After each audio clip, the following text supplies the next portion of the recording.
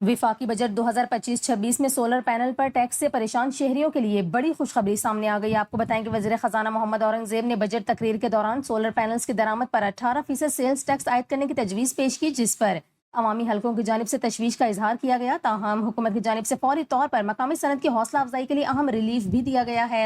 حکومت نے solar panels کی مقامی تیاری کو فروغ دینے کے لیے خام مال، مشینری اور دیگر متعلقہ اشیاء پر ڈیوٹی اور ٹیکسز ختم کرنے کا فیصلہ کیا ہے۔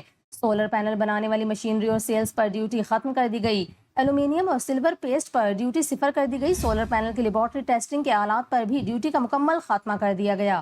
اسی طرح لیتھیم بیٹری کی مقامی تیاری کے لیے بیٹری کے خام مال، سیلز، تانبے کی بار اور کیسنگ پر ڈیوٹی صفر کر دی گئی۔ ڈی سی فین اور ڈی سی بریکرز کے خام مال پر بھی ڈیوٹی ختم کر دی گئی۔ اس کے علاوہ solar display boards, battery terminal, solar inverter parts, control board, power board, monitoring system, D C board اور ایل سی ڈی ڈسپلے کے خام مال پر بھی ڈیوٹی ختم کر دی گئی۔